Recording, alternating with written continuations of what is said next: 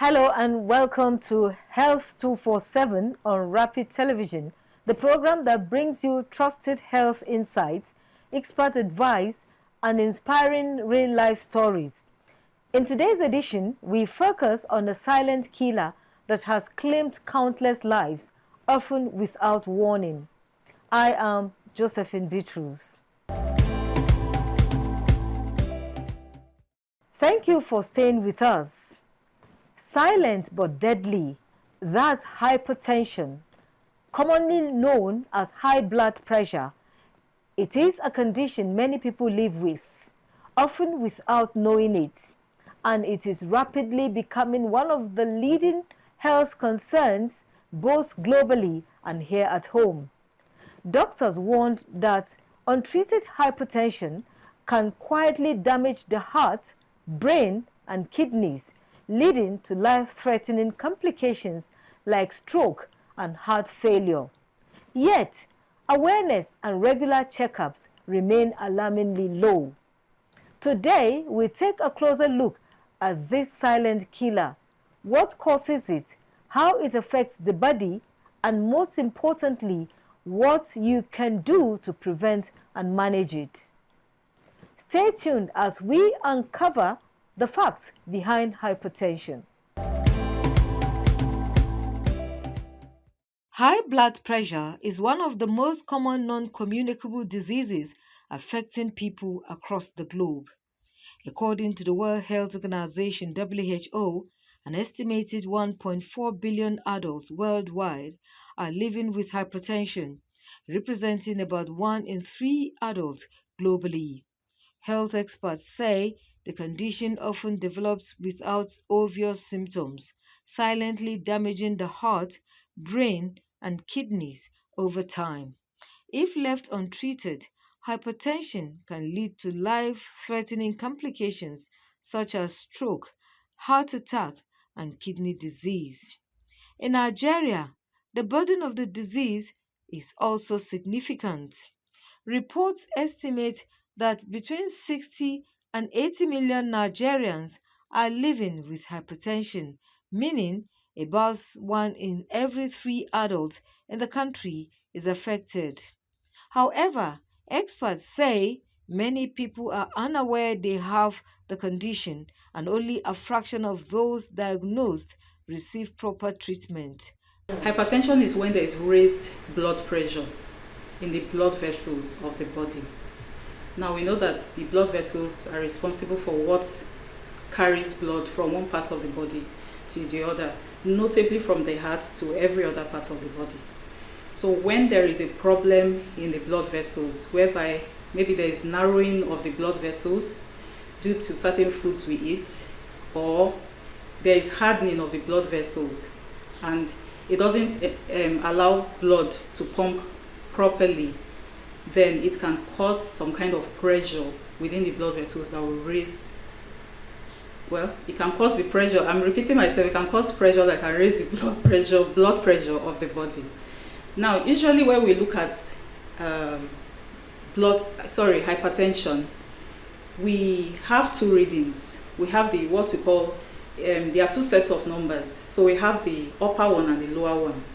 The upper one is usually what we call the systolic blood pressure, and the lower one is called the diastolic blood pressure.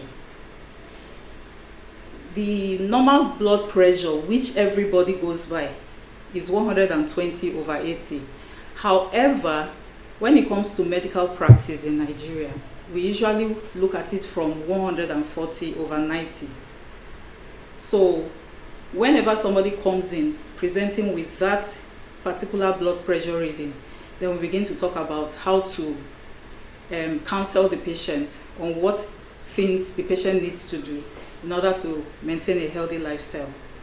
Now, before I delve deeper, I'd like to say this, that when we talk about causes of blood pressure or high blood pressure, which I'll call chronic hypertension, I can also say it is essential hypertension.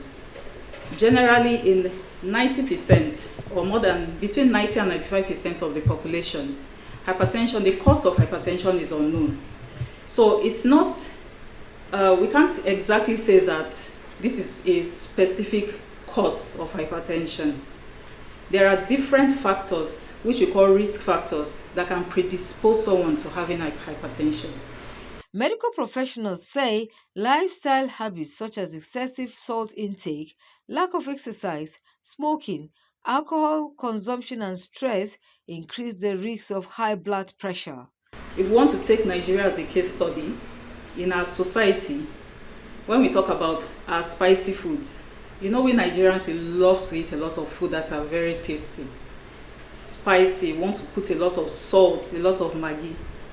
So these things can actually predispose one to increase the risk of one having high blood pressure, called hypertension. Another thing is also obesity. Another one is sedentary lifestyle. In other words, you don't exercise as you ought to adequately. You're not active. You're always sitting on the couch, watching Netflix from morning till night, or watching your favorite TV channel. So that could also be a factor. Another one is family history.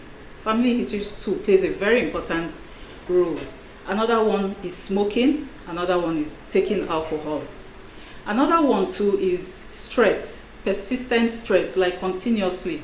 The body keeps being constantly exposed to stress. That can also cause, one to be at a risk of having chronic hypertension.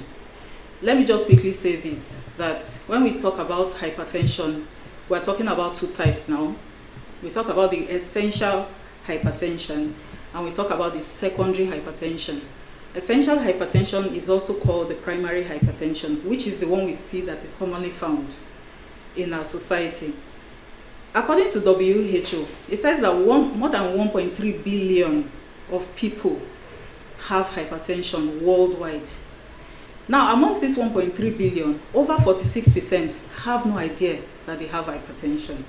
So it means that somebody can be going for years without even realizing that they are hypertensive, simply because hypertension is a silent killer. Most times, it doesn't even present with symptoms. Between 90 to 95% of the population have essential hypertension. Now, when it comes to essential hypertension, usually it's not known. There's no specific cause. It's not as attributed to one cause or one thing. There are, however, risk factors that can predispose one to having essential hypertension. Risk factors such as increase in age, family history, obesity, smoking, drinking alcohol, sedentary lifestyle, not exercising adequately, and even our diet. Now, amongst these risk factors, we have what we call the modifiable ones and the non-modifiable ones. The modifiable ones, for instance, obesity, being overweight, or our feeding, what we eat, our diet, not exercising and then being able to exercise, and also drinking alcohol, smoking. Those are modifiable risk factors. The non-modifiable risk factors are the ones you cannot necessarily do anything about. For instance, when we talk about people who have family history of hypertension, or people who are already old, we have the aging population who have chronic hypertension. Now, it is even very interesting to know that not only are old people predisposed to chronic hypertension in our society, we also have the younger ones. Sometimes when the younger ones present, even as young as 10, we want to find out, is there a secondary cause? Because we know that if you can take care of the secondary cause, then the high blood pressure will be taken care of, as opposed to the primary hypertension that does not have a cause. It just happens. Now, when we talk about secondary causes of hypertension, those are the ones now we look at, okay, is there a problem with, there are some hormones in the body that helps to secrete, that helps to regulate the salt level in our bodies, the electrolyte balance, what we call electrolyte balance. For instance, the aldosterone is a particular hormone. So if the gland that is responsible for producing this hormone is maybe has a tumor that will now produce the hormone in excess, definitely the person will have a high blood pressure. Even obstructive sleep apnea too. You see people when they go to their beds, they are not able to sleep properly, or they snore a lot. That will affect their sleep cycle and predispose them to having high blood pressure. Another one is what we call pheochromocytoma. It's also, there's a particular hormone that is responsible for when we talk about that condition. If that hormone or that gland producing the hormone is elevated, then it can cause elevated high blood pressure. So once these secondary causes are taken care of, then the patient will be okay, will be fine. It means that the blood pressure will be controlled.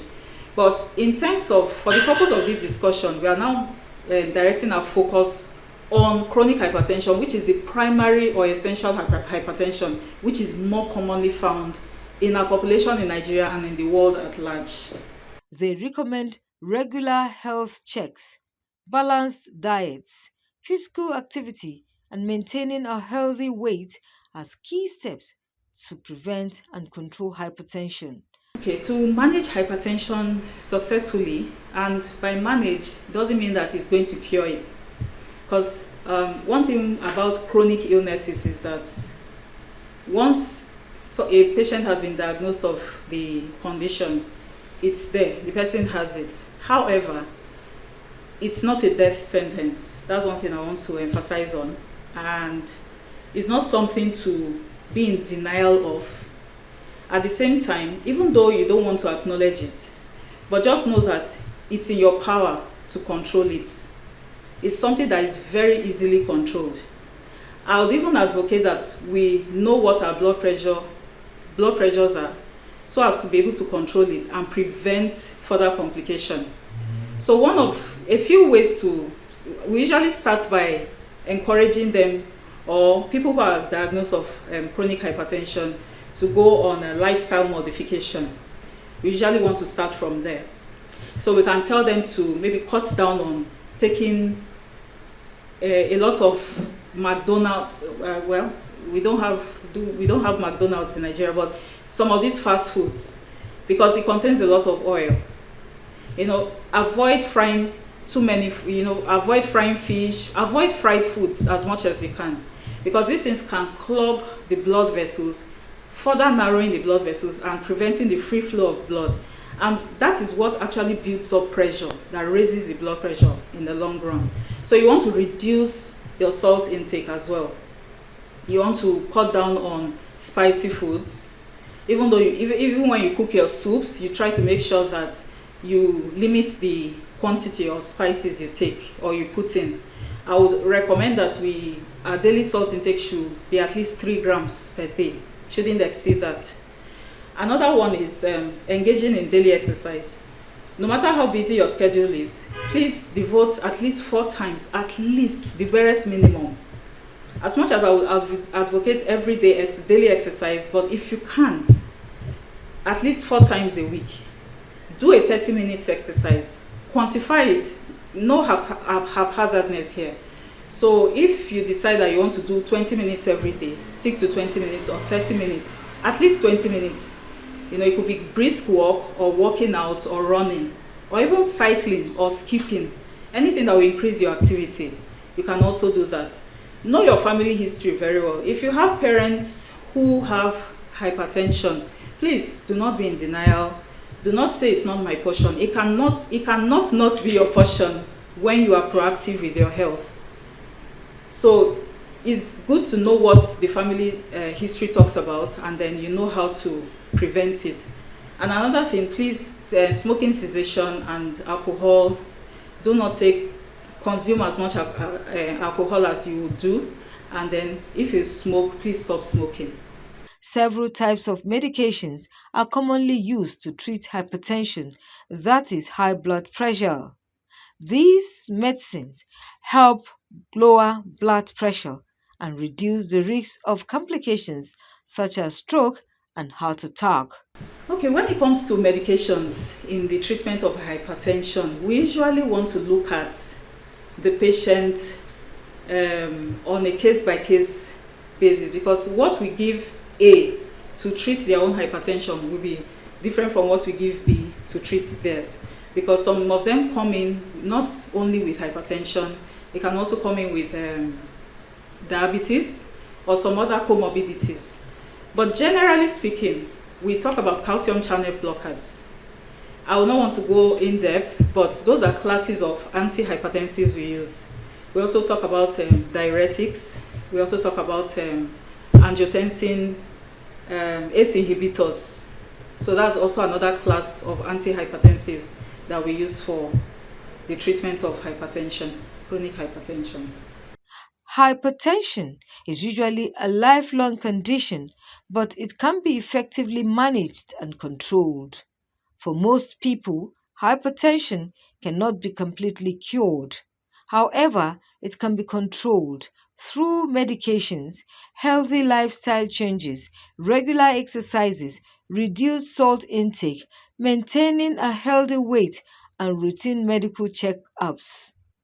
In some cases, especially when caused by another medical condition called secondary hypertension, treating the underlying problem may help resolve it.